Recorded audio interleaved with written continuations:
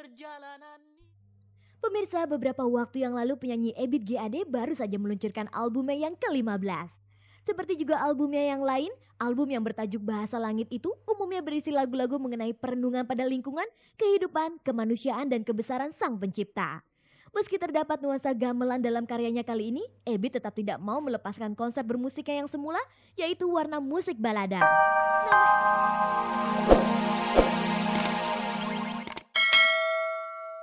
Selamat sore pemirsa, senang sekali saya Ade Herlina dapat kembali menjumpai Anda dalam tayangan paling bergengsi, Cek dari Cek.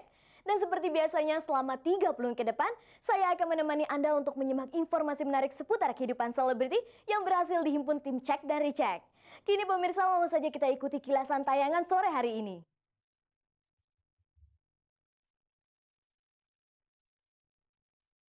Pemirsa, di Hari Ibu ini kita ikuti penuturan sejumlah artis wanita seputar gaya dan cara mereka mengasuh anak-anaknya di tengah kesibukan mereka sebagai artis. Selain memiliki suara yang khas, penyanyi Ebit GAD juga dikenal sebagai pencipta lagu yang sangat konsisten dengan konsep musikalisasi puisinya. Namun meski namanya sudah terkenal, Ebit tidak mau menyebut dirinya sebagai selebriti. Jangan lewatkan pula liputan menarik seputar situasi saat Tommy Soeharto menjenguk bapaknya Pak Harto yang tengah dirawat di Rumah Sakit Pusat Pertamina Jakarta beberapa waktu yang lalu. Di akhir acara pemirsa, Anda akan kami ajak menyimak klarifikasi penyanyi Nugi dan Wulan Guritno seputar kasus perceraian yang melanda pasangan Wulan Guritno dan Attila Syah.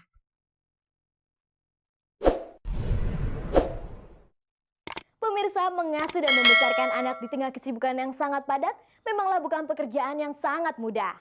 Hal ini juga dialami oleh sejumlah artis kita yang telah mempunyai anak.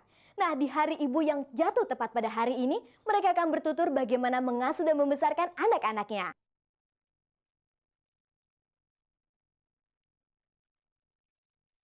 Pemirsa, Hari Ibu yang setiap tanggal 22 Desember kita peringati seharusnya memang mempunyai makna yang penting terutama bagi ibu-ibu kita.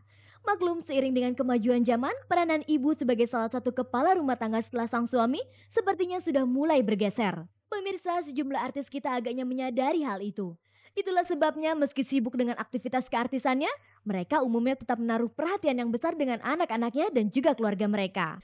Reni Jayusman misalnya, walaupun segudang kesibukan kerap melingkupinya, ia selalu berusaha untuk jadi ibu yang baik bagi anak-anaknya. Bagi Reni, apa yang telah ia dapatinya hingga sekarang ini tidak lepas dari peran serta ibunya sejak ia masih kanak-kanak. Itulah sebabnya mengapa perhatiannya terhadap anaknya begitu besar. Selain Reni, artis kita yang lain sepertinya juga memahami posisinya sebagai ibu rumah tangga.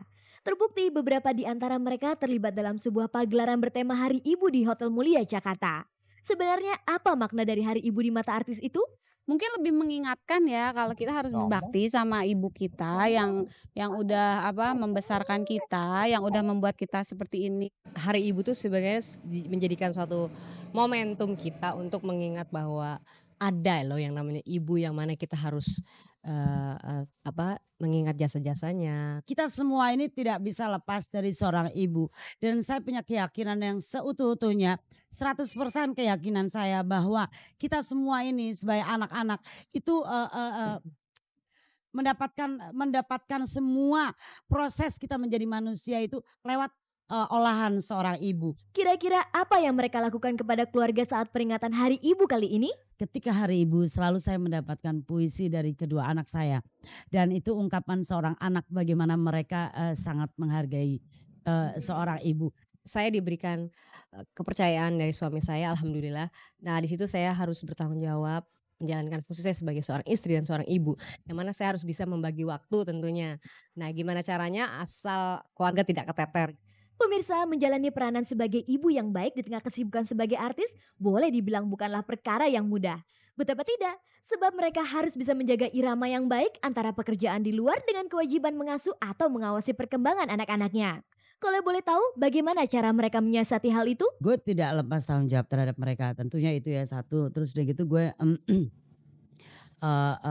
menghargai kebebasan mereka, kemerdekaan mereka dalam arti udah tidak keluar dari pakem-pakemnya. Saya tuh selalu berusaha balance antara kerjaan saya dengan ini. Kalau misalnya saya nggak mau balance, saya lebih pentingin karir. Saya bisa tiap hari keluar kota atau saya show gitu. Tapi saya nggak, karena saya juga takutnya nggak kuat fisiknya. Sekarang ini mungkin ya dia lihat lingkungannya dulu kali ya, lihat ibu bapaknya, cara ibu bapaknya bermasyarakat mungkin dia bisa lihat dari kecil.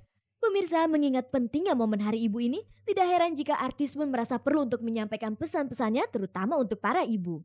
Berikut pesan-pesan mereka. Pesan saya mungkin ya itu ya, jangan lupa kita, dengan kalau dari kita sebagai ibu, yang mana kita kayaknya harus bertanggung jawab banget dengan keadaan anak-anak. Mungkin pastinya ya jangan sampai kehilangan momen itu tadi karena mungkin akan menjadi satu kesedihan yang apa ya, yang nggak bisa kita, hindari. Hargai apa yang mereka inginkan. eh, Dalami betul visi dan misi tujuan dari si anak itu sendiri dan jangan memaksakan kehendak itu satu. Dan yang lebih penting lagi, jangan sekali-sekali tidak jujur kepada sang anak.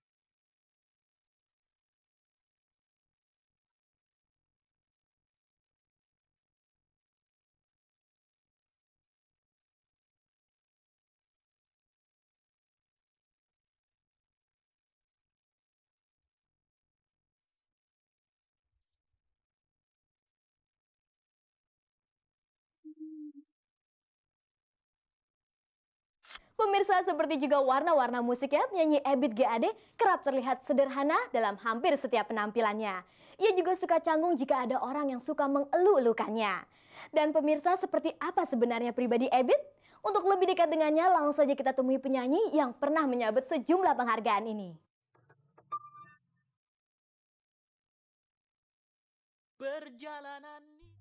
Pemirsa, beberapa waktu yang lalu penyanyi Ebit GAD baru saja meluncurkan albumnya yang ke-15.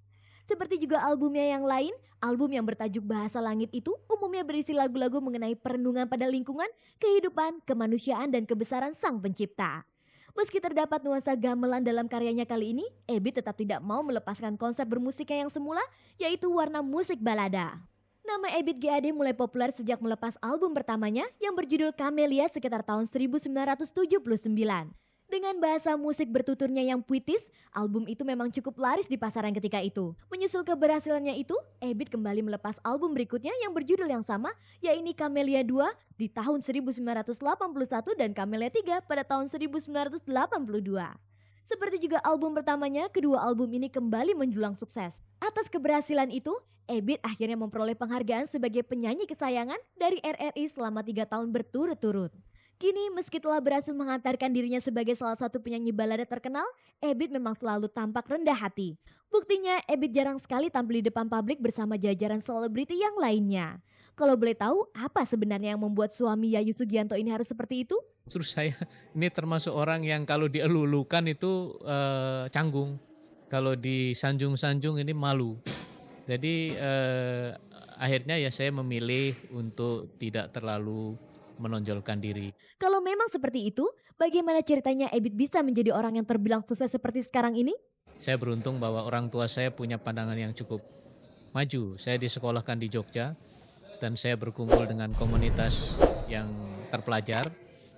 Sehingga barangkali pandangan-pandangan saya tentang masa depan itu tidak sempit. Sejak kecil, Ebit memang sudah tertarik dengan musik. Di tahun 1975, ia pun sempat belajar musik secara khusus kepada Kusbini, seorang pencipta lagu yang idealis pada masa itu walaupun hanya sebentar. Meski begitu, anehnya Ebit mengaku bukan termasuk penikmat musik. Itu barangkali kelemahan saya, tapi sekaligus kelebihan saya. Kalau saya sering dengar musik, barangkali kepala saya ini dipenuhi berbagai serangga musik itu. Sebagai penyanyi sekaligus juga pencipta lagu, Ebit agaknya tidak bisa melepaskan ketergantungannya pada alat musik gitar. Kalau boleh tahu, kenapa sih mesti selalu gitar yang menjadi pilihannya untuk memainkan musik? Oh, gitar itu kan alat musik yang paling murah, mudah didapat, memainkannya tidak sulit, space-nya juga tidak memakan tempat, dan gitar ini sudah mampu memberi ruang kepada saya untuk mencipta. Sejak menekuni musik dan mencipta lagu, Ebit termasuk bukan orang yang percaya diri untuk masuk dapur rekaman. Lantas, bagaimana ceritanya Ebit bisa menapaki dapur rekaman? Kawan-kawan saya di Jogja bikin demo atas inisiatif mereka. Saya dijemput, dikasih makan, dibawain gitarnya. Kemudian menghasilkan satu kaset yang isinya 11 lagu. mereka yang membawa ke produser. Saya tidak tahu dan saya sebenarnya tidak mengizinkan mereka untuk membawa itu. Setelah 20 tahun bertahan dengan satu karakter musik dan selalu membawakan lagu-lagu sendiri dalam album-albumnya,